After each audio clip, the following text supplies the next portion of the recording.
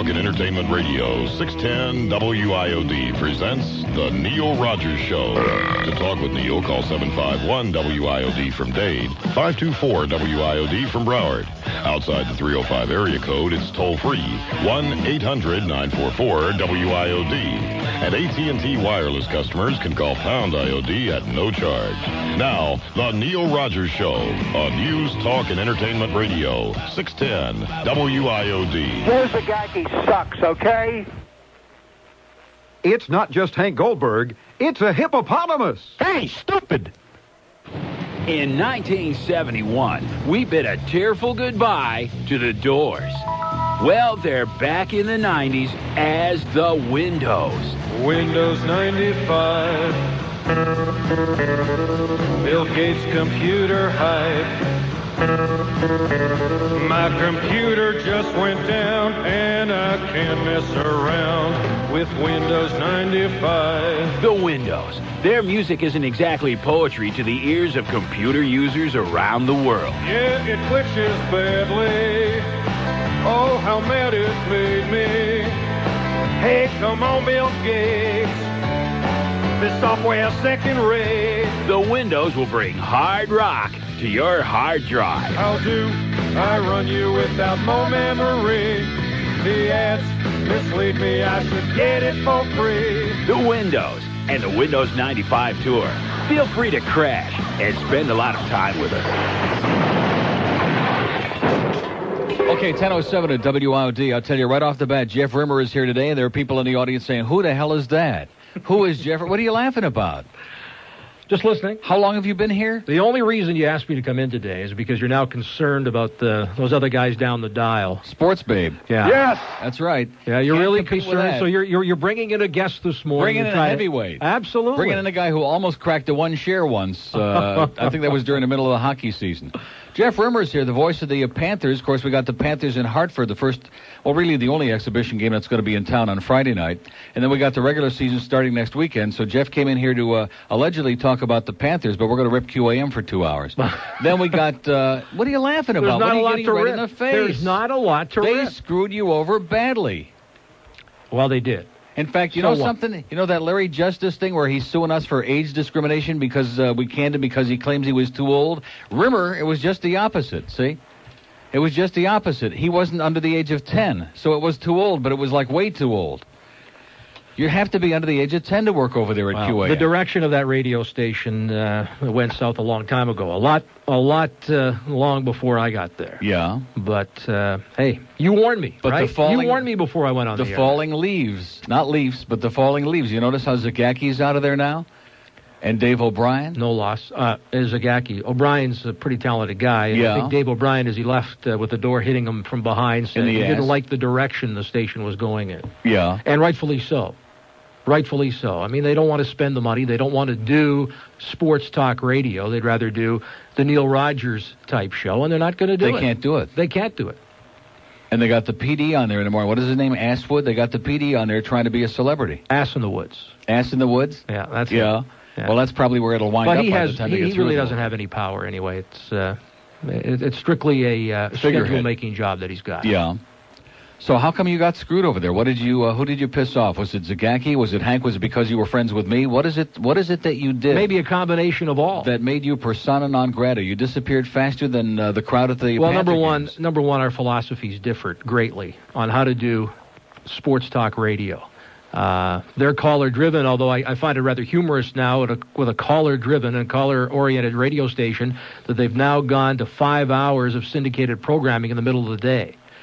But I was told, hey, as a flagship station of the Florida Panthers, you'd think they'd want to talk some hockey. You talked more hockey than was ever spoken on QAM, and they, in fact, discouraged it. I mean, Zagacki was the program director. He didn't like hockey. it. He knows nothing about it, and he doesn't like it. He doesn't like it because, as you say, he doesn't know a lot about it. But one of the great stories about Joe Zagacki that I ever heard was one night the great, late John Moynihan had as his guests Red Auerbach, John Wooden, the Hall of Fame UCLA coach, and Jim Brown, the Hall of Fame football player. The next morning, he was called on the carpet because why? because he didn't talk about the great Chinese food restaurants in South Florida. Here he has three outstanding guests that Sports Talk Radio and ESPN, which is on Saturday and Sunday evenings on that radio station, and they die to have those kinds of guests on their program. Zagacki says, no, we don't want you to talk to those people. We want you to talk about the Chinese food restaurants in South Florida. Exactly. Like this morning, I'm coming to work. Rick and Suds go into a commercial break, 20 after 8. I punch over to QAM, and Assenwoods is doing the sports update. And before they go into the scores, they're playing a cut from Melrose Place from last night. A little piece of the audio, some breath he brought on there from Melrose Place. They just don't get it. They don't get it at all. I didn't want to talk about having sex while watching my favorite sports event. And if that's a sports talk radio station, then we've got some problems. Yeah. We've got some major problems. But, hey, I don't want to sound like sour grapes. We don't want to spend 2 hours because he doesn't want to sound like it's sour grapes, and he came on this show so we could rip QAM and get even with them for screwing him over. No, and for the fact that a couple of his checks bounced or whatever. Now, is that a true story? Were there checks bouncing over there? Yeah, there was 5 of us, actually just a few weeks before I left. Including their morning guy, Joe Rose. You really want to set the highly tone talented and touted You want Joe to set Rose. the tone with your morning guy, and you bounce his check. Nice way to go. Yeah. But they made good on it. Gave me some cockamamie excuse why it bounced, but hey, I knew the end was near when the check didn't go. See, if you would have used the Grecian formula, if you could convince them you were still a teenager, you might be on the air over there. I need more than Grecian formula. Yeah. Maybe you could have seen Chuck Alfieri. Okay, so we're going to talk to Jeff Rimmer about the Panthers are coming up. He don't want to sit here and trash QAM much longer.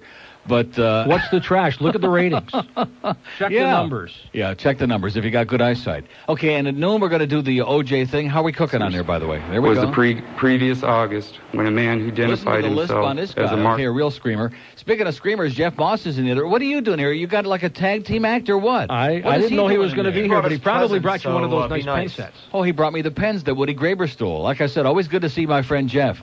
Here's the game. Touchdown, Dolphins! Then there's the story of the game on Sports Talk 610. This Monday night, join Defo and the Mad Dog for Sports Talk 610, Dolphin Edition, live from Flanagan's Cafe on 125th Street between I-95 and Biscayne in North Miami Beach. Every week, you'll get the story of the Fins game right from the players themselves. Plus, you can win some big prizes, like a pool table from Brandt Billiards, the best when it comes to quality billiard tables. Just stop by and register. The pool table will be given away at the end of the season. Each week, you can grab a pair of Bushnell binoculars, the eyes of the sports fan, and 2 pairs of cruise passes on Europa Sea Cruise. Your winning ticket to Las Vegas-style excitement on South Beach. Ships Registry, Panama. No purchase necessary. Complete contest rules available at Flanagan's. Guest transportation for Sports Talk 610 provided by Auerbach and Channing Luxury Ground Transportation. Call 1-800-733-2669 for your limo today. Don't miss Defo and the Mad Dog live Monday night at Flanagan's Seafood Bar and Grill on 125th Street between I-95 and Biscayne in North Miami Beach.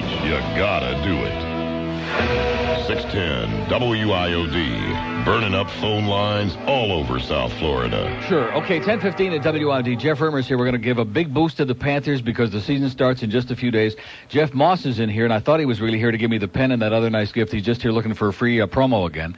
Tomorrow they got select the seats from 11 in the morning to 2 in the afternoon at the arena. The ice is down. You can go there and see the ice.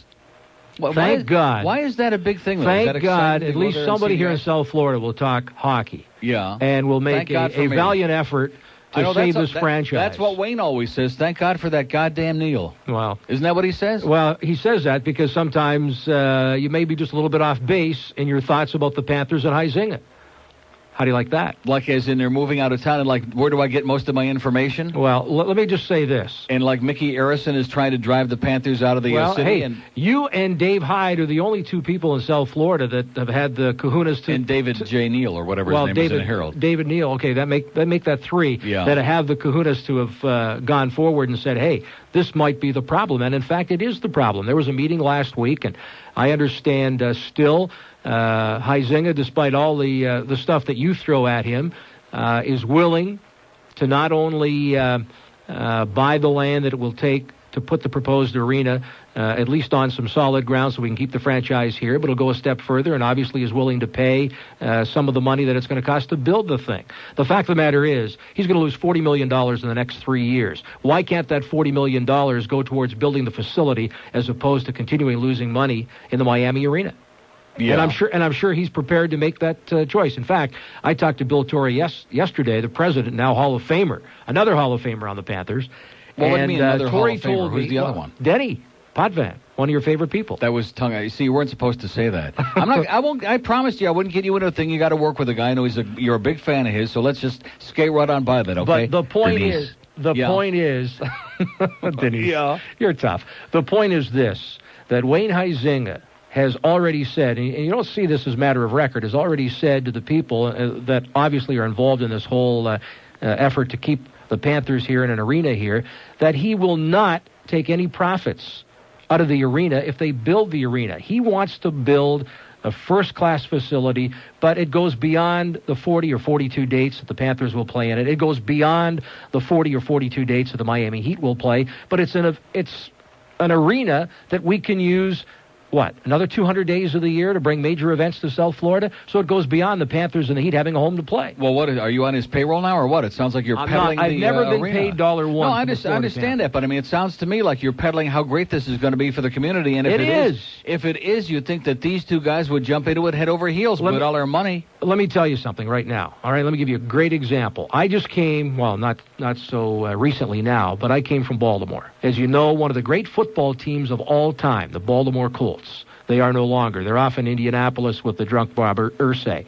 Fact of the matter is, when they left in a snowstorm in 1983, Baltimore did an about-face. They didn't want to get involved in building a new stadium for the Colts. They didn't want to get involved in building a new stadium for the Orioles. And what happened? They lost a major sports franchise that in reality plays, 10, 12 home games a year? But the fact of the matter is, it brought something economically to the city. It brought something in a prestige way to the city. And the fact of the matter is now, they are begging the National Football League to bring back an NFL team to Baltimore, willing to give them a state-of-the-art facility, turnkey operation, no money needed for the facility. The state will pay for it, the city will pay for it, and guess what? The NFL says, hey, you let this team walk, there's no reason we're coming back. And I went to NFL expansion meetings. I went to NFL league meetings for 3 or 4 years on WBAL, the station I worked for, proudly for 10 years. And the fact of the matter is, today, they are not any closer to getting an NFL team than they were the night the Colts left in a snowy March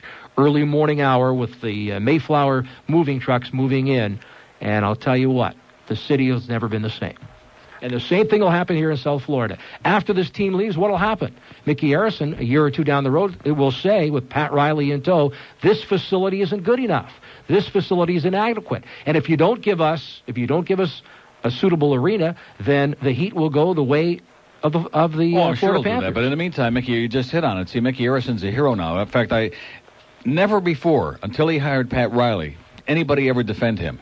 And then, I come on and I tell these people that Mickey Harrison's the guy that's trying to drive the Panthers out of town. You're the only guy to say it. Okay, but the fact is, now they don't want to hear that because he hired Pat Riley. You would have thought he just brought Jesus and Moses in here together, and he hired Pat Riley, therefore we can do no wrong. So Pat Riley doesn't play.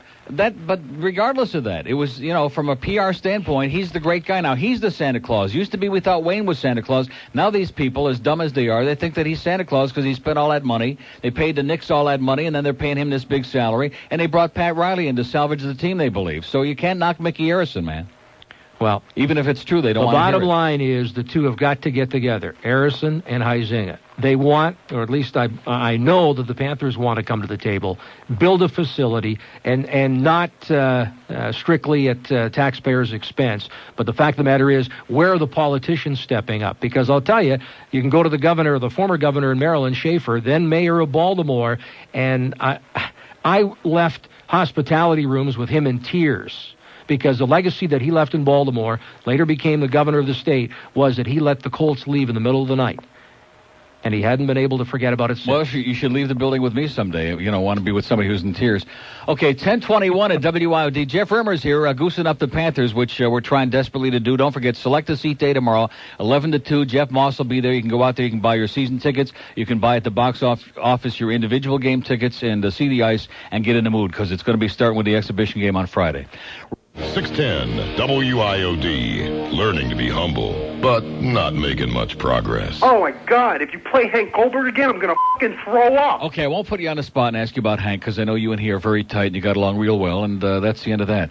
Okay, and he's rolling his eyes. I know you want to be Mr. Non-Committal, because one day you want to weasel your way back in there. You figure they're going to carry the Panther games on, Chris Moore will get axed. IOD will carry the Panthers. You think the so? Panthers Huh? stay. Yeah, well, you won't be doing them then. I talked to your general manager. He'd like to have the Panthers here. Oh, yeah? Now the guys are He says a squirming lot over of things. QAM. He says a lot of things. You know, he just rambles incoherently. So anyway, I don't want to spend a whole 2 hours talking about the arena or not, but I mean, if we don't have the Panthers next year, it makes the season, to know that, number one, it's a lame duck season, and number two, Wayne has already said if by the 1st of November, he's been doing this since... Well, we're the South Florida politicians. Let them stand up and be counted. Where were the politicians just a couple of weeks ago when they had Breakout 95 over at Joe Robbie Stadium? I was there both days. Saturday, it was a mob scene outside the stadium.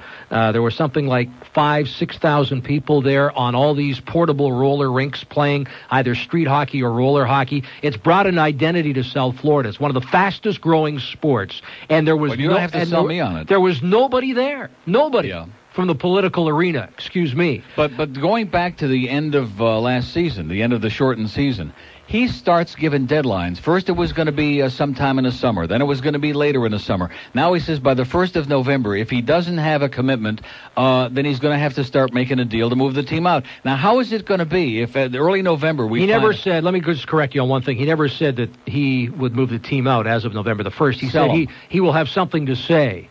He didn't say... Well, what's he going to say? Well, Happy New Year? I don't know what he's going to say, but I'll tell you, he never said that he was going to move the team or sell the team. But suppose he doesn't. Look what they went through in Quebec. His best interest is to keep the team here in South Florida. Look what they went through in Quebec, for crying out loud. That was a disgrace. That thing was going on for months there. How about New Jersey? They're playing the Stanley Cup final. I understand. So don't tell me about South Florida. They won a Stanley Cup there. They didn't know when they hoisted the cup at the Meadowlands Arena that they were going to have the hockey team there this year. Yeah, but if you were playing in New Jersey and you had the chance of getting out, that wouldn't be something that would be a negative. You'd be looking forward to it, getting out of Jersey. Well, I'll tell you, it's a great arena, but New Jersey ain't for me. No, and it's not for them either. They have a phantom support there in New Jersey. They don't have like a real great fan base. Well, the problem is there's 3 teams in the metropolitan New York area. And the area. Islanders don't have a real fan base anymore either. And they've got a bad arena, too. The NHL's got some problems ahead. The salaries are just out of control, and the arenas, many of them are outdated. New York Islanders, when Dennis Potvin and the Islanders won all those Stanley Cups, was a great arena. It's now outdated. They need a state-of-the-art facility as well. And if you're going to keep these teams, and Winnipeg is playing a lame duck season. They're going to Minnesota. And they're going to Minnesota, which Minnesota, I guarantee you, just as sure as I'm sitting in this chair, Minnesota bombed before. What the league is thinking about, I mean, Gary Bettman needs a shrink. They need serious help. What are they thinking about? I don't care how much money they're dangling in anybody's face. They failed before. They were giving tickets away, and they couldn't fill the seats there. I don't know what it is about that town. High school hockey is king in Minneapolis, St. Paul. And they did outdraw the North Stars for years. And even on the heels of when the North Stars had that great year, 4 or 5 years ago, when they had the great season and played the Penguins in the finals, and they still weren't drawn after Atlanta. They talk about Atlanta potentially being a future home. Another place that already failed. They have the Omni there, but they're going to build a state-of-the-art hockey facility, and they will get an NHL franchise there. Portland, Oregon. Where would you ever think that Portland would be a host of an NHL team? Well, why would you be There'll be an expansion Why team would there. you be looking at more expansion when there's so many teams already in trouble? That's what I don't understand. This is what's killing all Because sports. the NHL needs the money. The owners need that influx. There's no television deal. They need the expansion fee. What did Huizinga pay? $50 million? Right. So before we even talk in terms of his losses today, let's talk in terms of the startup costs and the $50 million franchise fee. When he bought the team, Blockbuster Park was still going to be a reality, if you recall. Yeah. And had Blockbuster Entertainment, after he paved the way for Blockbuster to take over, had they kept the plans, we wouldn't be sitting here discussing the Panthers and potentially leaving this area based on the fact that they'd have an arena to play in, hopefully in the next year or so, but it's not going to be. So what's your guess? Let me put you on the spot. What's your guess? Are we going My guess is if the politicians get involved and understand that they're not building an arena for Wayne Huizinga, they're not building an arena for the Panthers, they're not building an arena for Harrison. Is that going to happen? I'm hoping that there'll be some public pressure. No, I'm not asking if you're hoping or if you think I'm asking if you think that's realistically going to happen. Yeah, I think the Panthers will stay. I've got to think that way. Wishful thinking. It is. I mean, it is from my standpoint, too, a lot of us hope that they stay, but I just don't see it. No one of the politicians. Hey, for a guy, look at Joe Robbie. Same thing. I mean, the Dolphins was the only thing. There was no Marlins. There was no Heat. There was no Panthers. The Dolphins were the only game in town. And back in those days, Hurricane, you could have your own section at the Orange Bowl for the Hurricanes. Nobody cared. And Joe Robbie would have moved that team out of here if he wouldn't have been able to put the financing together himself. If you're looking at pointing fingers, maybe the finger pointing should be in the direction of the politicians here in South Florida. The state, the local. Those are the people that should have the fingers pointed in their direction. I didn't even mention the 8,000 people that were at Hockey Fest at the Fort Lauderdale Convention Center. It was amazing. You couldn't walk. Literally could not walk around that facility. The place is crazy for hockey. NHL, roller hockey, street hockey, and the politicians in South Florida are going to let this team walk away. That's a mistake. And I'll tell you, Huizenga is willing to make a bigger commitment than anybody said to this point in time. Okay, so the bad guy is Mickey Arison and the politicians as of right now. Okay, let's talk about the team that we're going to have. We got a new coach. Now, let's back up. Oh, he wants a piece of you, too. I got a piece for him, okay?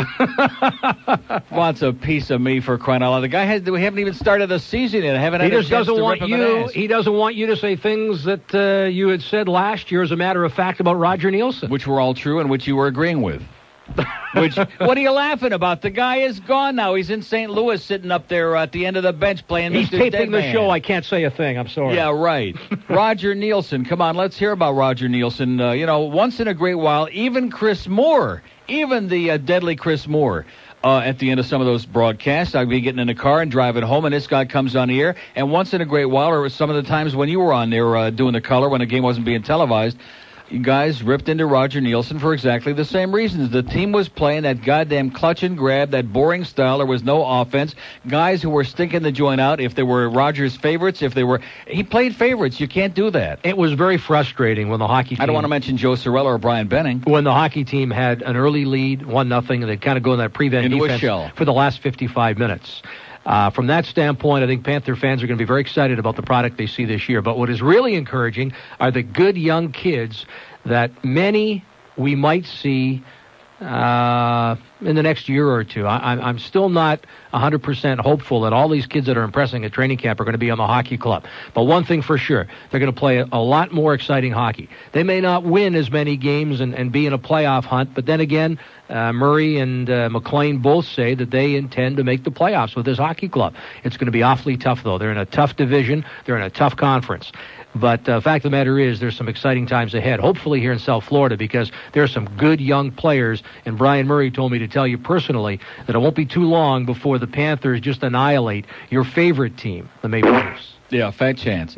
No, but it is good that this season. Now, last year, that abbreviated season, it was a nightmare. It was better than nothing at all. I'll grant you that. And we did have a little bit of excitement, especially with the Flyers, I would say, in the playoffs. We had some exciting playoffs. The Devils not, which we'll get into that thing about the obstruction rule later. But, the fact is that it was a real bummer not to be able to see the teams in the Western Conference. You got not just the Leafs, but you got St. Louis, and there's an exciting team. The Red Wings are an exciting team to watch. Now, granted, it's tough playing a lot of those teams. I can't think of too many teams that are going to be more exciting than Vancouver this year. Let me tell you a team to watch, and they may be here, I think, early in the season. I don't have my schedule in front of me, but I think the Blackhawks are here in October or November. Jeremy Roenick's going to be gone, by the way. Remember I told you that. I got a rumor for you. Yeah. I got the rumor of the day. Yeah. And the hot story right now. And he's not even calling me at home to tell me. See, this is why I had you in here, because I got a dentist appointment this afternoon, and I can't sit around waiting for the goddamn phone to ring this afternoon all day. Let me tell you that there's a three-way deal pending between the Islanders, Winnipeg, and Chicago. Now, Tkachuk, who's one of the outstanding young players in the league, is not going back to Winnipeg, will not be signed. The Islanders are proposing a trade where they'd send Wade Redden, who is their number one pick, an outstanding young defenseman, and Scott LaChance, another good young hockey player, to Winnipeg in exchange for Tkachuk, Keith Tkachuk. Tkachuk then would be flip-flopped to Chicago for Jeremy Roenick. And apparently what's holding up the deal right now is talk that Steve Thomas, Chicago would like to have Steve Thomas included in the deal. He played in Chicago previously. Yeah, but I keep hearing the Panthers want Steve Thomas. Yeah, the Panthers We're not going to get him? I don't think so. Don Maloney won't even return Brian Murray's phone calls now because he's upset that the Panthers thought hard about even offering Steve Thomas a free agent contract. Oh, and speaking of Bill Torrey, by the way, Rose had him on a couple of mornings ago there on QAM, and Joe really being on top of things says, well, when are you guys going to offer the Beezer a contract? He's got a contract. Well, the rest of us who know about anything know that already, and of course, and then there was the thing about long-term contracts and all of that. Joe's too busy talking Dan Marino football. Yeah, now he's got that job on Channel 4. But the fact is that this team tried to trade the Beezer. I mean, let's lay it on the table. I mean, he's here now. He shut out Winnipeg the other night, that 7-0 game. But the fact is, nobody wanted him. As hard as that may be to believe for a lot of people, nobody wanted him.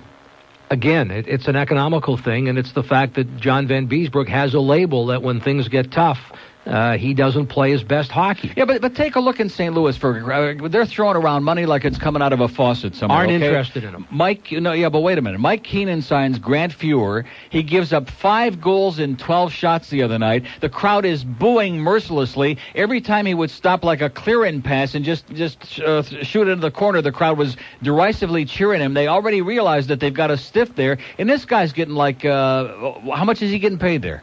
Over $1 million. Exactly. Over I $1 went to million Hawaii this summer. Probably never going to play a game for the Blues. I went to Hawaii this summer, and you should go. I know you're going to be going to Hawaii at some point, but Maui's the place to go, and we've had our debates about that one.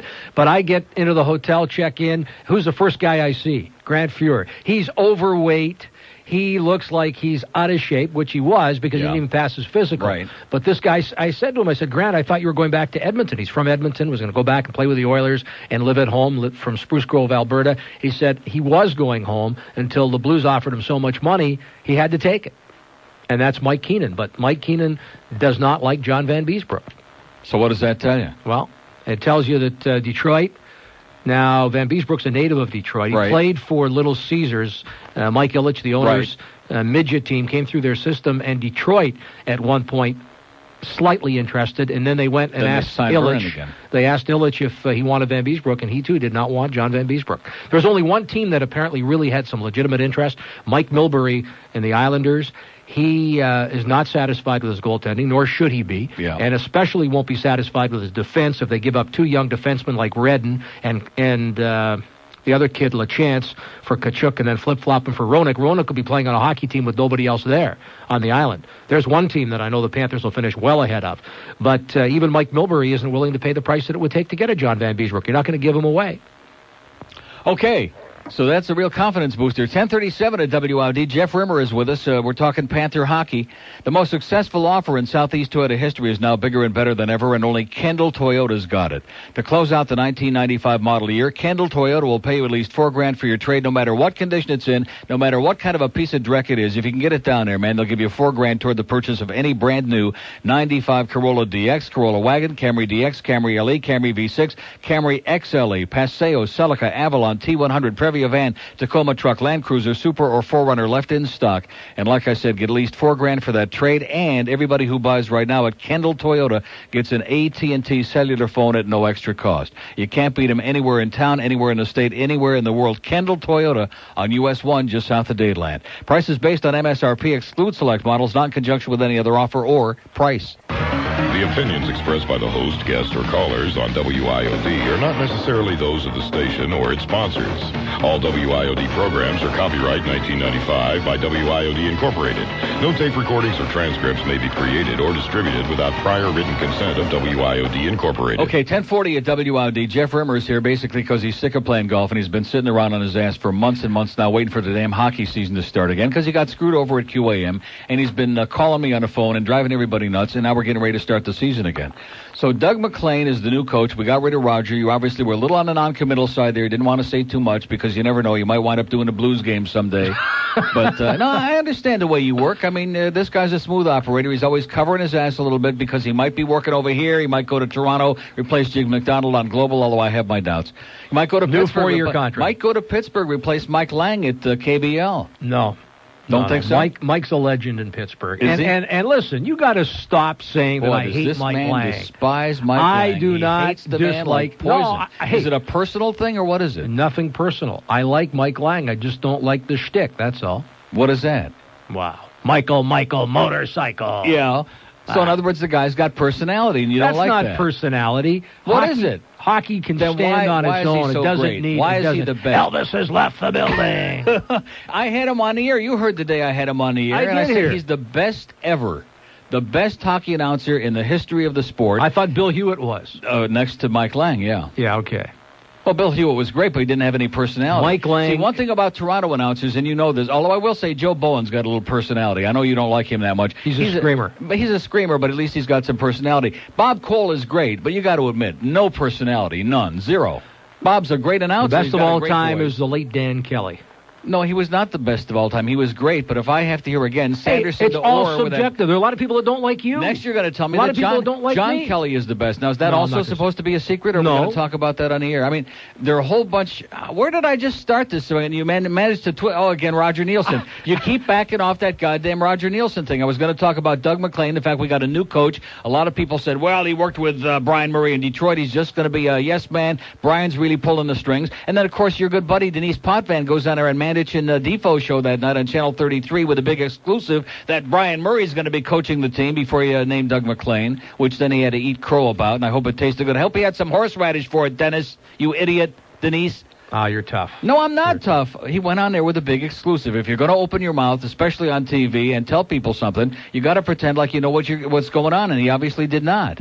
Well, Brian Murray was never going to coach this team. No, he was not. But I'll tell you, towards the end, it was considered. It was considered by Brian, and it was certainly considered by the higher-ups in the Panther organization. But the decision was made to hire Doug McClain. And talking to some of the players from Greensboro, and I'm going to head to Jacksonville tomorrow to see the team play, I think that it was a good decision. The players really feel loose. And I think they're going to play for Doug McClain and play well. So, in other words, you're saying he's not going to be Brian's puppet. He's going to be his own man. He's going to be his own man. He's going to be his own man, but as Doug McClain says himself, why wouldn't I listen to Brian Murray, third winningest coach in the history of the National Hockey League, and why wouldn't I listen to Bill Torrey, the president of the Panthers, a guy that's won 4 Stanley Cups and building teams? Okay, now we got some good young kids, which you talked about. They got Jovanovski, who, luckily for us, didn't wind up getting charges. They dropped the charges. And but most of the young kids, like you said, are a year or two away. Okay. Well, here's the dilemma. Here's the dilemma. Question?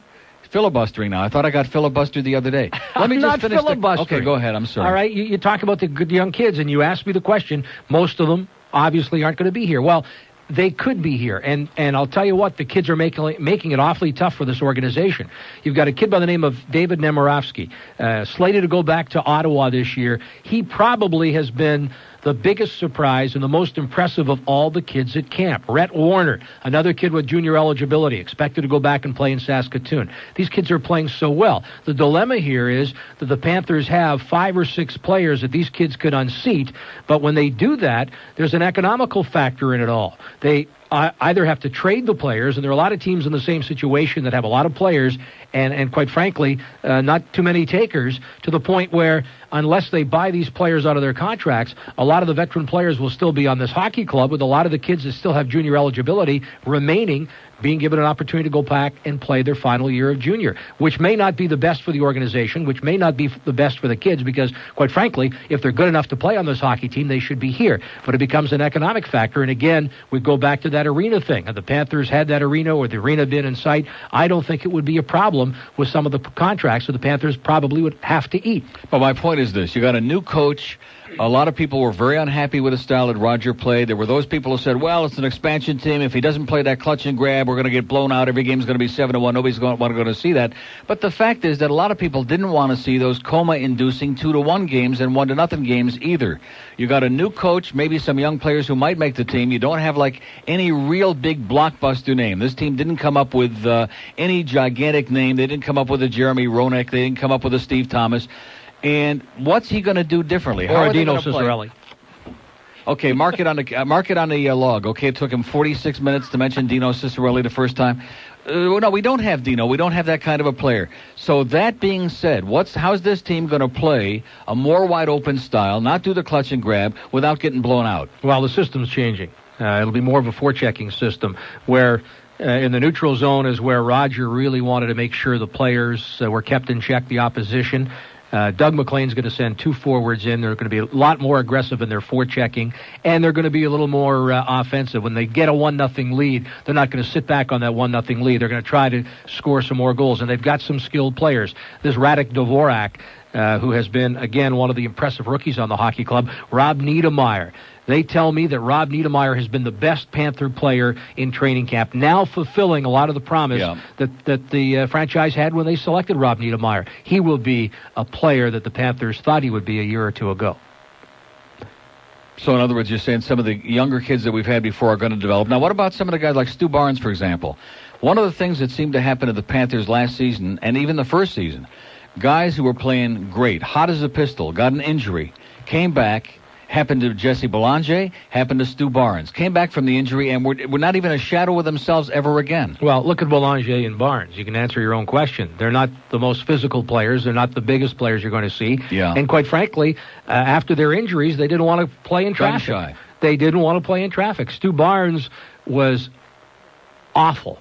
Nothing short of awful when he came back after the eye injury. And this kid, prior to the eye injury, couldn't do anything wrong. Everything he touched was in the net. So he's got to play with a little more aggressiveness, and the Panthers have told him that. Jesse Belanger, who's been fighting a bad ankle in training camp, I understand, and really just played in these first two games in Winnipeg, he's got to step up his act. Otherwise, they're going to be pushed by some of these guys. Will Brian Murray make a trade or two to perhaps open up some more room for these young kids? Well, if they continue to play well in these last four exhibition games, starting tomorrow night in Jacksonville, they may be pressed to either trade these players or make some other financial arrangements. Why did you put your glasses on just now? You know, I want to see you better. Are we going to get serious now? The guy just put his glasses on. I got my Rolodex. Dangerous now. I've never seen you put glasses on. I think he's going to get real serious. I've got my Rolodex here, and since I've been inactive... He's going to start name-dropping. Okay, 45 minutes for Dino Cicerelli, and now he's going to... You must have learned that from Hank at QAM about the name-dropping, because you sure are like... Next to Larry King and Hank Goldberg, you could be the number 3 name-dropper I've ever known in my life. Listen, I made my life in this business in radio, and I've got a philosophy. While other radio stations can talk about the Dodgers being involved in a playoff chase with the Colorado Rockies and talking or getting a voice clip from Tom Lasorda after the win last night, I'd have Tom Lasorda on my talk show. And Cal Ripken's breaking the record that was long-standing and rightfully so, Lou Gehrig's record, I'd have Cal Ripken on my talk show. And Dan Marino... And Zagacki didn't want you to do that. He didn't want you to have any guests. No guests. How can you do a sports talk show and not have any guests? Because we're caller-intensive.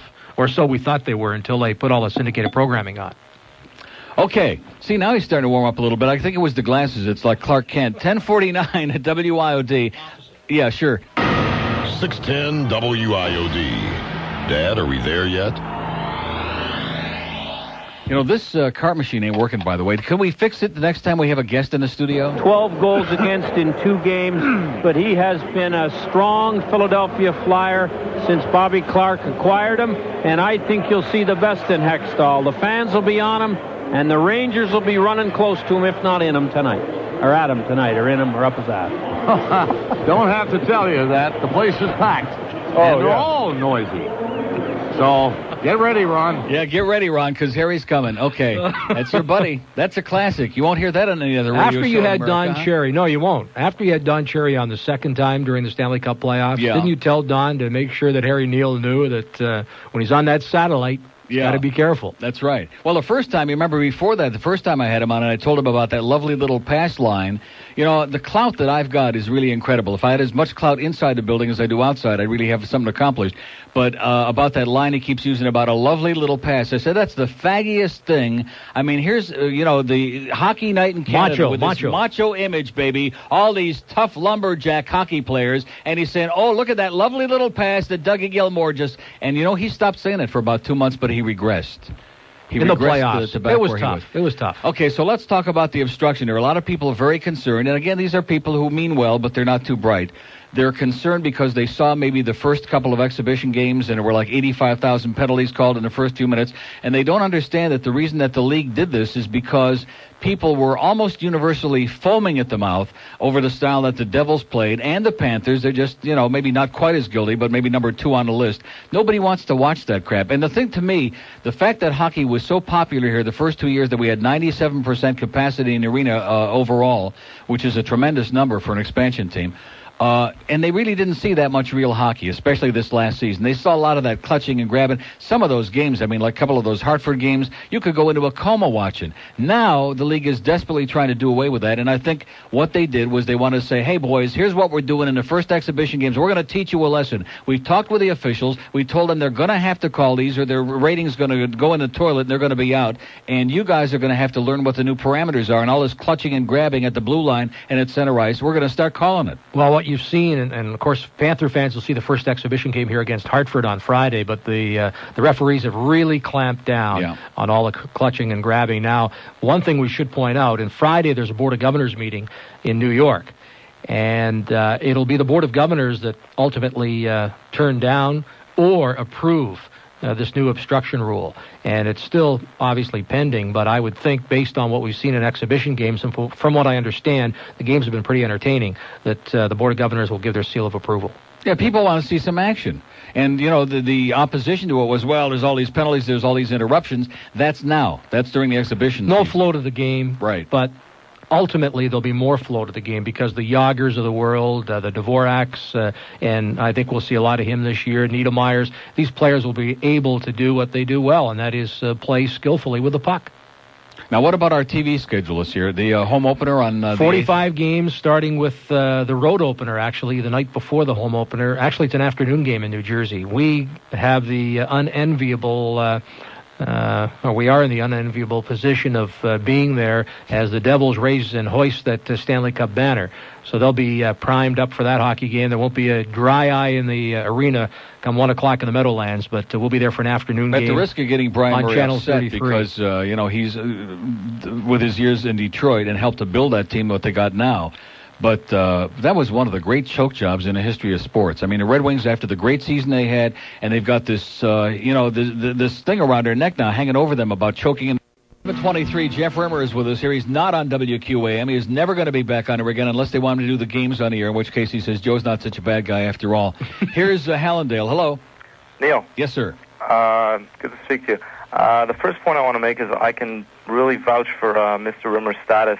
When I was a youngster living in Montreal, I have a feeling that he's the man that single-handedly brought Pete Rose into Montreal to play baseball. I'm not sure if I'm correct or not. I always want to know if that was true or not. Yeah, that's true. Yeah. And then later he decked me for it. What happened exactly? Do you mind going What happened back? between Pete and I? Yeah. It's a long story, but he didn't like something that I'd said on the air. And we had a set to off the air, and then I went on the air and said a few more things. Oh, yeah, in the clubhouse. Literally. Actually, it was him and Doug Flynn, wasn't it? Yeah, it was him and Doug Flynn. You've got a good memory. Yeah, because I remember. The next day, I got a phone call from Baltimore, and BAL offered me the contract that we were negotiating. They weren't going to meet my price, but after my big battle, they felt I was the guy they wanted. Right. Okay, I got a couple of points. Wait a minute. Before I go Pete and I to are that, friends if now. you're real nice to Rimmer, though, he might even tell you about old Swivelmouth up there in Montreal, too. Dick Irvin. Yeah. What do you mean by that? Do you like Dick Irvin? Yeah, sure. Oh, okay. He wasn't a good guy to work for. Why not? I met the man when I was about 10 years old. Well, you must be a Canadians fan, huh? Well, I am, but... I won't hold that against you. Nobody's perfect. Listen, what can you do? Anyways, a couple of points about hockey that I've noticed. I've only been living down here for 2 years. The first thing that I've noticed, you talked about Breakout 95. I think the underlying theme of all that is that the fan base here, the potential fans that we have, are much too young to really voice an opinion. You've got your older fans, but that really have too much to choose from. When you look at the kids are the ones that are really going to love and learn to love hockey. Oh, yeah, it's the next generation. There's no question, and that's what the NFL or the NHL has done in a lot of their studies. But understand, too, not only are the young kids playing, but the parents are making a concerted effort. I can't tell you the number of parents that brought smiles to my eyes sitting first at Hockey Fest and then at Breakout 95 and seeing the parents there committed and as much involved as anybody. I'll tell you about a guy, a former pitcher with the Montreal Expos and the Red Sox, who's going to go to the Hall of Fame, Jeff Reardon, one of the all-time save leaders, lives up in West Palm Beach. His son was playing in that Breakout 95 hockey tournament. They drove 3 times from West Palm Beach to come to Joe Robbie Stadium for their kid to play hockey, and the kid is crazy about it, and now the parents, mother and father, are very much involved in the sport. But the mothers and fathers are the ones that need to speak out right now. Yeah. Another point I want to make is I just want to remind everybody in South Florida that we never really tried to get this franchise. I remember hearing it on the news. All of a sudden, one day, out of nowhere, Anaheim in Florida gets a franchise. Yeah, I went nuts. I couldn't believe it. Yeah. You know, and well, that's because Wayne had the $50 million. Not only that, he had Blockbuster, which is more important. I think the NHL is trying to go for those big name corporate image where we know there's a lot of financial backup. But you know what? I don't blame Huizenga for moving. It's a business deal. And hockey and all these other sports, it's all come down to that. It's only business. But understand he doesn't want to move, but it's time now, speaking of move and movements, it's time there were some moves by the politicians here in South Florida to step up to home plate and ensure and show some sense of urgency to keep this franchise here. Because I'll tell you right now, once the team leaves, there won't be another NHL team in this city, in this market, in this area, and it's going to be a crime. And again, I only draw the analogy between Baltimore and the desire there to get an NFL franchise and how the politicians dropped the ball, and now literally they're begging to get the NFL back. Same situation here for South Florida. One last point about, I know you love to hear about QAM. The one thing that I cannot stand about that station is that they don't give hockey, number one, any airplay. They don't give baseball any play there either. And they're only the Marlin station. Yeah, they're only the flagship stations for both sports. Again, it's a philosophy of mine. For the years that I've been in this business, and 20, I've always worked for flagship stations, and it's just unbelievable, unconscionable that the two major sports in this town, aside from football, baseball, and hockey, do not get the coverage that they deserve from their own home radio station, and it's a crime. They don't want you to talk hockey there. My advice to Andrew Ashwood, stop hiring ex-football players. Get somebody that knows about sports, not about football. Well, okay, his first advice that he could use probably is to get himself off the morning show because he's bringing it down. Yeah, but he's got those Melrose Place highlights on there, man. That's what everybody wants, don't you understand? They look, if they would stop listening to this station, that would be the best thing that they could ever do. If they'd stop trying to emulate me and trying to emulate Phil. They did that thing with that Hideo Nomo, which, by the way, do you know that there's a big thing with Harry Carey going on now? No. I was up in Toronto. You have to get out of town to find out what's happening in the real world. And I was reading in the Globe and Mail, or one of the papers up there, that there's a big stink because Harry, on his radio show, last time that the Dodgers were in Chicago, a couple of weeks ago, whenever it was, Nomo was pitching that night, and Harry referred to him in some way. And again, it's taken out of context, so I'm a little nervous about stuff like that because I've had it done to me too. But he called Nomo slanty-eyed. Okay? But knowing Harry, I mean, Harry doesn't have a mean bone in his body when he's sober, okay? So knowing him... Like Howard Cosell called Art Monk of the Redskins a little monkey. Right. Remember that furor? Right. So now there's a big stink about this in their letters to the editor in the Chicago papers, pro and con, and the editorials. Harry should apologize, and he says he's got nothing to apologize for because people know him and where he's coming from. But there's a big stink about that, too. So anyway, the point I was trying to make is that not only were they trying to copy me over there, but then they tried to outdo Phil Henry, which nobody is ever going to do, with that crap about the phony interview with Hideo Nomo in the morning with his alleged interpreter on there, and then all they got was flack and a lot of crap for that because, again, here's a station that's failing, trying to be a sports station, so instead of trying to be a good sports station, even though you know it's appealing to a smaller segment of the audience, now we're going to try to be WIOD and WQAM and do them both poorly. Barry Jackson, I think, had the line, the TV radio sports critic for the Herald, when he said after that whole episode that, hey, you can walk off the street and get a job at QAM because they hired the guy that was doing the Nomo impersonation. He's got his own talk show now on QAM. Yeah, on the weekend, off the street. Kind of like here. Okay, we have an open line at Dade, 751-2 in Broward, 524. Let's have some hockey people out there, baby. Friday night, Hartford Whalers, Florida Panthers. Tomorrow, 11-2. We got select a seat. Pick your seat, but don't do it publicly, okay? Pick your seat at the arena between 11 and 2 tomorrow. And Jeff Moss is going to be sitting there waiting on you. Go out there. The ice is down. You can go on there, get the feel of it, get the atmosphere, and even individual game tickets are going to be available at the box office at the arena tomorrow, too.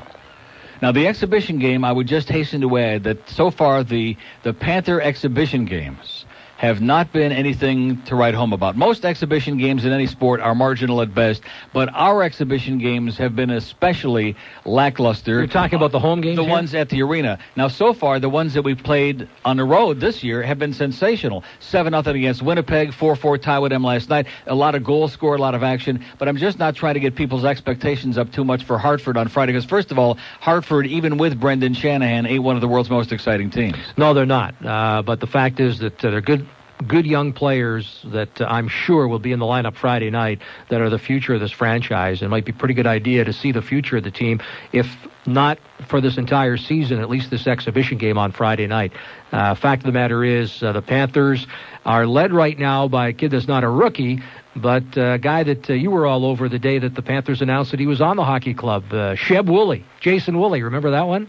And Jason Woolley has turned into one of the most exciting young Panther players. You're right. Defenseman, but nonetheless an exciting defenseman. Got another 2 goals last night, 2 goals and 2 assists and the previous 7-0 game. The fact is that he came from the Detroit Vipers, okay, and there were a lot of us who were suspect only because that came on the heels of a lot of these guys that Roger wanted to bring in here who turned out to be stiffs. If you remember at the end of the first season, who's the guy we got? Anderson, Peter Anderson from the New York Rangers. And he begged Brian Murray to keep him for the second year. And the guy was pathetic, man. He was just horrible. He How about couldn't get out of his own way. last year? And again, the same kind of thing. So Roger brought in a lot of guys we were nervous about. So we get a guy from the Detroit Vipers, and you're saying, what the hell is that? Oh, and speaking of the Vipers, there are people saying now, well, you know, we don't care if Wayne sells the team because the minute that the Panthers leave, wait till you hear this, the minute the Panthers leave, the IHL will be here in a heartbeat. Now, I'm going to tell you something, having been in this town for 20 years.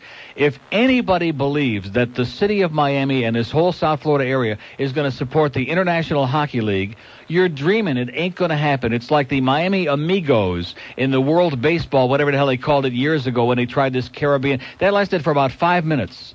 When you've got the best, let's keep the best. The Panthers aren't the best franchise in the National Hockey League, but they represent the best league that there is, and that's why so many Europeans are coming to play in the NHL. Again, it behooves everybody, you included, to start waving the flag and see whatever needs to be done to this franchise. Nobody's been waving it more than I have, but if you think that I'm going to wave the flag for the taxpayers building the arena, you're wrong. I'm not saying that. You just got through seeing what happened on a penny sales tax for education, which is like mom and God and apple pie, and the public saw through that. They said, hey, they're selling us another bill of goods, and there is no way that the public in this town is going to go along with it. The tax issue is a dead issue, right. But the politicians can step up with Harrison and with Huizinga and see that the two sit at the table and get this thing done. As I said early in the program, $40 million is what the Panthers would lose between now and 3 years from now if Huizinga kept the team here in South Florida. He'd rather put that $40 million into building an arena that would keep the franchise here forever. Here's a mobile in Fort Lauderdale. Hello. Yeah, Neil. Your friend there keeps talking about Baltimore. Well, what happened to the Raiders? They got a team. Oakland came back. Look what happened to St. Louis. They got a team. They lost one, but they got a new one. That's right, but why did they get a new team? Well, the reason why did St. Louis get a new team? You keep mentioning Baltimore, but Baltimore, you know... That's a pretty good example in my mind, but let me just ask you this, my friend. Why did St. Louis get the Rams? You know why? Because they built a brand new state-of-the-art facility that they're going to play in starting next season. Right. But that's why. They came back. They do come back. So don't say they'll never have one. They do come back. Well, when are they going to come back when you build an arena? Yeah, that's right. Let me ask you this. Let's say that we lose the Panthers, God forbid. Where are they going to play if there's another team that's going to come back? Sooner or later, somebody is going to have to build a facility. The Miami Arena doesn't have enough seats. It doesn't have the skyboxes. Nobody is going to come in there for the privilege of losing money. It ain't going to happen. And why did they leave Los Angeles? Because they couldn't go back and play in the stadium in L.A. because it was just totally damaged to the point where it was condemned because of the earthquake. But somebody someday will come in and build an arena, and someone will bring a team in here. That's all I have to say. It does happen. So using Baltimore as an example, well, it's not a good one. I'll continue to use Baltimore as an example. Okay, living in the past, all you guys, forget about Baltimore. Who the heck cares about Baltimore anyway, okay? Baltimore blows. No, you like Baltimore. I like Baltimore. Based on what? Well, based on it was a city that was reborn. The Inner Harbor was the same guy, Mayor Schaefer. They got a great governor. hockey team, I know that. Well, they've got the Baltimore Bandits now, the American Hockey League. But, hey, the Capitals are 25, 30 minutes down the road. Yeah, like I said. Now, how come they're doing it? Capitals are building this thing. They finally got that through there. The Boston built that beautiful Fleet Center, and Chicago with the United Arena. How come all these other places are able to do it and we can't do it? Well, ask your politicians because in every one of the other cities, the basketball and the hockey franchises, the people who play in the arena, they got together on the same page and they said, okay. And in Boston, the Bruins, the ownership of the Bruins, they own the Fleet Center. But they made a deal good enough with the Celtics that they can play there. They can still make some money. They're not going to make anywhere near what the Bruins make because they got the horse by the tail, but they're still going to be able to live with it. And that doesn't go on here. And I'm still telling you they could live with it here in South Florida as well. If everybody would sit down. But there's got to be a sense of urgency, and there's got to be the South Florida politicians that step up to the plate and ensure that this happens. Okay, we'll hold our breath, because we have a lot of confidence in our local politicians. Make no mistake about that. 11:36, if they ever sobered up for a minute. 11:36 at WIOD. 610 WIOD. This talk radio stuff is good for you. Yeah. Your endless is pretty sure. 20 till noon at WIOD. 20 before OJ, baby. Don't get panicky. So let's find out the real inside now. He's laughing here. During the break, Rimmer saying, I'm going up to Jacksonville to see the Panthers play Tampa Bay tomorrow, and I'm going to help Brian Murray make the real cuts, the last cuts, and decide who we're going to have on his team. Yeah, who do you want on the team? You're running the team. Who do you want on the team? You're running the team. Well, you know, your buddy Cherry says you can't have too many Russians on the team. If you got more than one Russian, you're in big trouble. Well, we don't have any. What about this? Dvorak? What about what about Nemirovsky? What the hell is he? He's a Canadian, Ukrainian. Well, a Ukrainian. Last time I checked, that's pretty damn close. Well, yeah, it Cherry is lumps close. them all in the same pot. You know? No, what I'm but saying? he's not a European Ukrainian. He's a Canadian Ukrainian. Oh, that's okay then. Yeah. Oh, if he's a Canuck, that makes him even better. We like him a lot now. Okay, let's go. And how about Pavel Bure and his buddy there in Vancouver? Mogilny and Pavel Bure. Yeah, they're going to play in the GM Place. That's the new name for the Vancouver That's my arena. Now, which team did you say was your dark horse team? Chicago. Vancouver. I'm telling you, man, look out for those damn Canucks. And they're going to have Mike Ridley, the ex-Toronto Maple Leaf, centering that line. Should never have gotten rid of him. A hell of a good player, good scorer, good solid player. That'll be a hot line. Great goaltending. I don't know what the hell, how you can find fault with Vancouver right now. They're a hell of a team. Here's Hollywood. Hello. How you doing, Neil? Great. Jeff. Yeah. Two things. Question, you heard about Charlie Ekman, I presume? He passed away? Right. No, I didn't hear it. Yeah, about a month ago, I guess. Charlie Ekman, former National Basketball Association referee, former NBA coach, and also a longtime sportscaster in Baltimore. Yeah, very nice man. Yeah. Secondly, are they still going to have the Panther packs for this year? I would think they are. Now, to be honest with you, I haven't talked to anybody about it, but I would assume that the Panther pack would still be available. Okay, that was one of the questions that I had in mind. All right, I appreciate your help. Okay, thanks a lot. Have a good day. Okay. Yeah, we'll find out from Jeff Moss tomorrow, okay? Anybody's got any questions about tickets, single games, season tickets, whatever, they got that select a seat tomorrow, 11 to 2, and you got to believe they'll do the Panther pack. Oh, I would think so. Because that was a real popular deal. Here's Miami. Hello. Hello, Neil. Yes, sir. I have a question for you. Okay. Would you play the bridge tender thing for me? Yeah, sure. Okay. Here's West Palm Beach. Hello. Jeff and Neil? Yes, sir. Yes, sir. I had a point because I drive like 130 miles down there to see the Panthers. The thing that got me about Murray, and I thought hockey's like 6. I've never seen a team when they had a two-man advantage. I'm sorry, Nielsen, when a team has dumped a puck with a two-man advantage. I mean, have you guys ever actually seen that in following hockey like for 40 years? No, Roger played defense to an extreme. Yeah. Or had his players play defense to an extreme, no question. And hopefully, with the new regime here and the new coach, that this team will be a lot more exciting and a lot more aggressive, both in their penalty killing and when they're on the power play. I note that in the 7-0 win, playing with 6 or 7 kids in the lineup, they scored 3 power play goals. Yeah. Okay, and then also, Jeff, I just want to pass on a and I would just like to pass on a Joe story. This is true, and I think that Neil had actually heard about this, and he will verify it.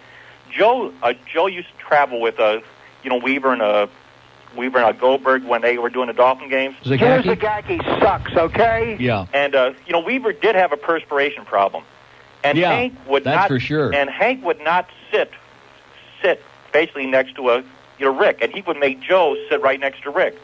Joe started to take his mustache and put on some perfume on his mustache to sit next to, and I think you can ask basically Marvin and everybody in the past, and they will verify that story. Maybe he used to put them on his eyebrows. Maybe that's why they grew like that. Now, how would you know that? Were you his perfume salesman or what? No, I talked to Marvin about that, and that'll go back a couple of years. Okay, great. Okay, thank you. Okay, Glad, so maybe we'll find out why Joe stinks. Why Joe sucks, whatever the hell it is. Boy, I learned something today. There you go. So, hey, you got the mustache to do it, so when you're doing the games with Denise, I'm sorry. That was bad. That was a real shot. Maybe some truth. Here's Boca. Hello. Hello, Neil. Yes, sir. How you doing? Great. Rimmer, how are you, buddy? I'm good. Long time no talk. I used to call you on QAM. Oh, you're the one. Yeah, I was the one guy that would call and ask about hockey. I got a couple of questions for you. Is this Ed? Are you still going to be announcing the games? Yes, on Sunshine Television. Oh, good. You're Is not this going to Ed, be the Ranger fan? No, I'm a Panther fan, but a former Bruin fan. Oh, okay. All right. Let me ask you a few questions. What do you think of some of these new guys the Panthers have? Like Podolin? How's he looking? Podolin. He looks great. Good? He looks great. I think that going into camp, he was one of the guys who was penciled in to make the hockey club. But now with Podolin, who still has some junior eligibility, available to go back for junior, and Nemirovsky coming on and playing especially well in the exhibition games, Nemirovsky might edge him out. Or else, as I said earlier to Neil, the Panthers do some creative work and either some trades or other measures to keep these kids on the hockey club. I think if Brian Murray had his way, along with Doug McLean, that 5 or 6 of these kids would be on the hockey club this year. That's the other question I wanted to ask you. Doug McLean, I know he's going to be more offensive. What kind of credentials does he really have? Well, he was Brian Murray's assistant in Washington and Detroit. He was assistant general manager. He's a former coach in college hockey. He coached as well in St. Louis with the Blues when they went all the way to, I think, the Stanley Cup semifinals one year. This is his first head coaching job. And I think that with Murray and Torrey, the three of them can really make a big step forward, I would hope, with the Panthers this year. Okay, Rimmer. Hey, I'm glad to see that you're not on QAM because that channel's really a joke. You know? Okay, pal. Thanks a lot. And he's glad about it, too. Plus, he got paid off. Okay, it's 11:46 at WIOD. 610 WIOD. Attention all politicians. We know what's right, and you don't. Ron Francis on board with Yarmer Yager and Kevin Stevens. Eagles to handle the draw against Francis. Francis falling down. The puck played behind the net. And Tenorti, who's paired with Johansson, has the puck. Tenorti over to Dave Poulin. Poulin will play the left wing on this line with Eagles. And they use Ken Flea on the right side. And actually, Poulin's going to take center ice in this unit. Out to center. And then we'll come to the Penguins. Right down the line. He's got a breakaway. Walks in on goal. Makes a little move. McIver walking right down the alley. Beats Carey. And the Penguins lead 1-0. Oh, Michael Motorcycle. There you go. Michael Motorcycle. You, Rimmer. That was just for you, man. The guy is just the best. He is. You just can't handle it, okay? You just don't want to hand out the bouquet. Great broadcaster, but doesn't have to do the shtick.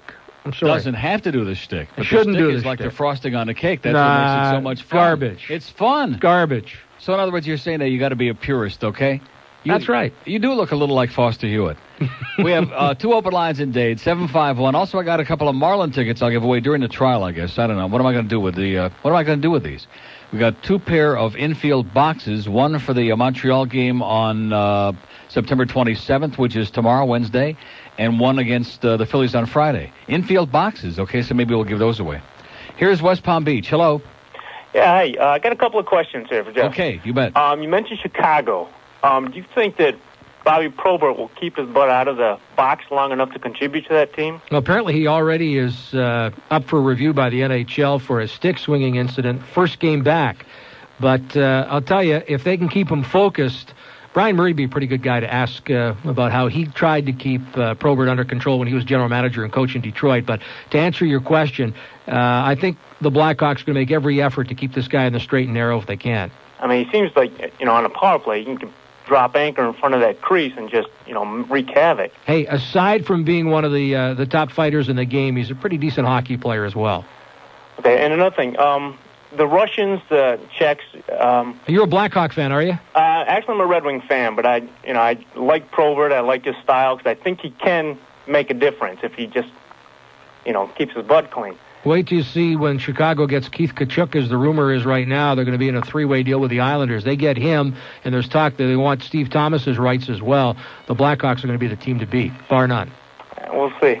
Another thing about the Russians and the Czechs. Do you think that if they start getting hacked and grabbed, I think they take stupid penalties and they get frustrated very easily? Yeah, like Samuelson for one. Now, what are you looking at me? What are you laughing and looking at me like? You're that a big Ulf Samuelson fan. No, I am not. You were. The hell I was. When he was a Pittsburgh I have Penguin. never been an Ulf Samuelson fan. You've been talking to Don Cherry too much. He stinks. Although he's going to help the Rangers big time. Is he? Why? Because he's going to butch him up a little bit? Is that what you're saying? He'll butch him up a little bit on the back line. Oh, yeah. And they've also got Bruce Driver. The kid didn't take long for Zubov to get injured, too, by the way. Just thought I would mention that. 2 weeks. Penguins are, I don't know, Mario looks good. He scored a couple of goals. Mario looks like he's in good shape. And He'll play on the perimeter. They still have Francis, in spite of you telling me that he's going to Hartford and all those rumors. Francis is not going to Hartford. They were talking a major deal with the Hartford Whalers. I understand that. You also told me that Mario was going to Montreal. That was a rumor. I'm just giving you the rumors. This is the man. Let me give you your home phone number on here, okay? If anybody wants the WIOD rumor line, call Rimmer at home. He's used to it, man. He takes like 20, 30 calls an hour at home, far more than he's ever taken on the air. And he'll give you like all the rumors, the Yenta line. Here's Coral Gables. Hello. Hi, guys. Yes, sir.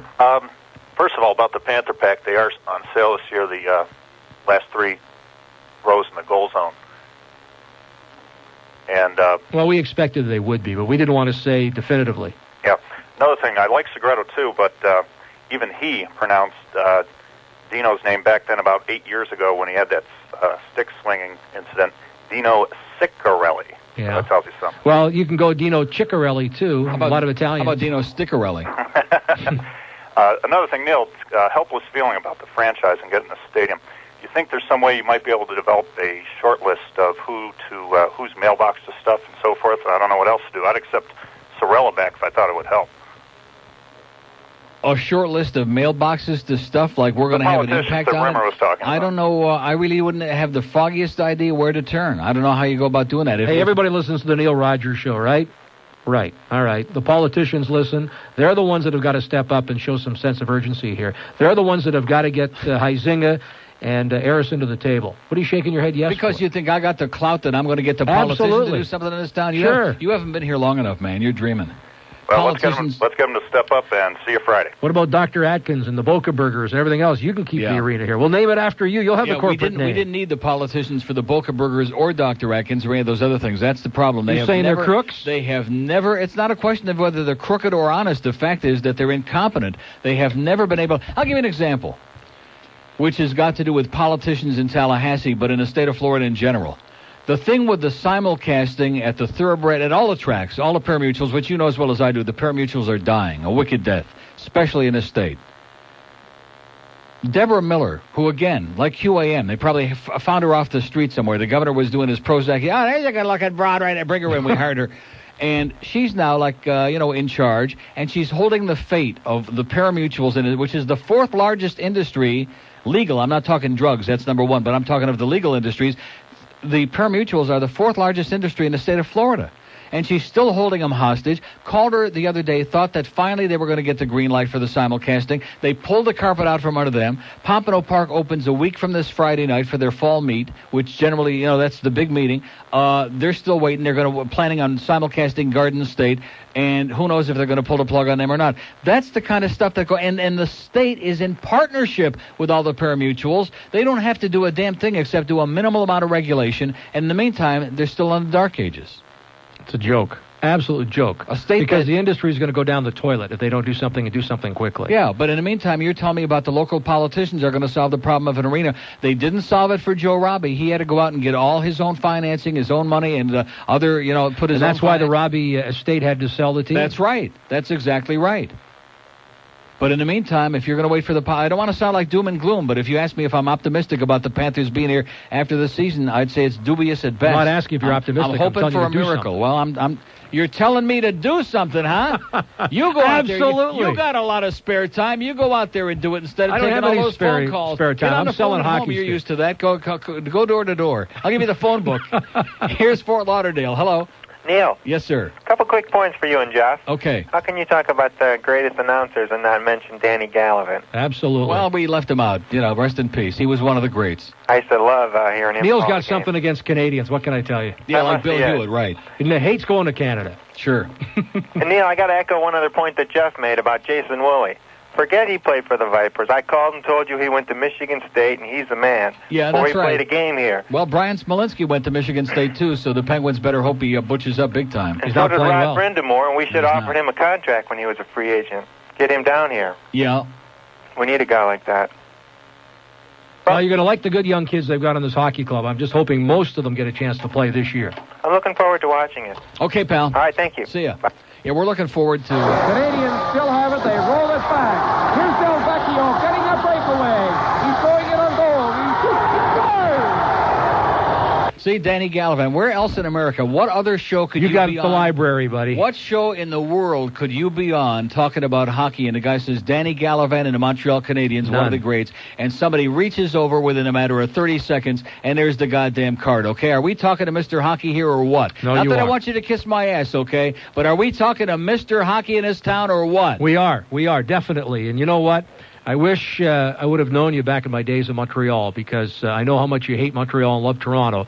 But going into the Montreal Forum and just sitting in any seat with Danny Gallivan, as I was fortunate enough to do many a Saturday morning for the morning skates, and it was it was the greatest time in the world. I mean, this man was you know how a lot of guys in our business unfortunately have big egos? Yeah. This man, very humble. I'll tell you, it brings a tear to my eye thinking about him, because I was still in Canada when he passed away. And, boy, great friend, great broadcaster, great person. But he was no swivel mouth. No, he wasn't. He was no Dick Irvin Jr. No. Don't get me started on him, man. See, one thing, when you hate the Montreal Canadiens, which I do as a Leafs fan, you hate guys like Dick Irvin Jr. because there's just something about him. You just look at him and you just want to scream, you know? Dick was a talented guy, but Dick... based on what? Dick was a talented guy. Based on the fact that his father was the general manager and the coach. There was always all that nepotism in the Canadiens organization. You had Frank Selke Jr. and Dick Irvin Jr. Get the honey, Jr. I mean, you had all those juniors in Montreal, like, hanging on. But Dick worked for CFCF, which then was owned by Charles Bronfman, the owner of the Expos, right, and Seagrams, etc. And Dick actually hired me. I was in Los Angeles freelancing and took me to Montreal. But Dick, first and foremost, was a sportscaster in radio and television at CFCF. And nobody could put video together better than this guy could, and do voiceovers strictly, just sitting down and doing them from scratch. No cue cards, nothing in front of him. If they could just put his mouth where it belongs, he'd be all right. He'd be great for radio. We're out of time. Thanks a million. It's good to see you again. Have a good time in Jacksonville on Friday. Be sure and tell Brian now the right guys to cut. I mean, tomorrow, whatever day it is. Be sure and tell him the right guys to cut. So remember, I want to go on a record right now. If we don't have the kind of team that we wanted at the start of the season, if the Panthers aren't kicking ass, you can blame Rimmer. He's calling the shots. I wish. Okay, thanks a lot, Jeff. The foremost four-letter word. 610 WIOD, Miami, Fort Lauderdale. News, talk, and entertainment radio. 610 WIOD.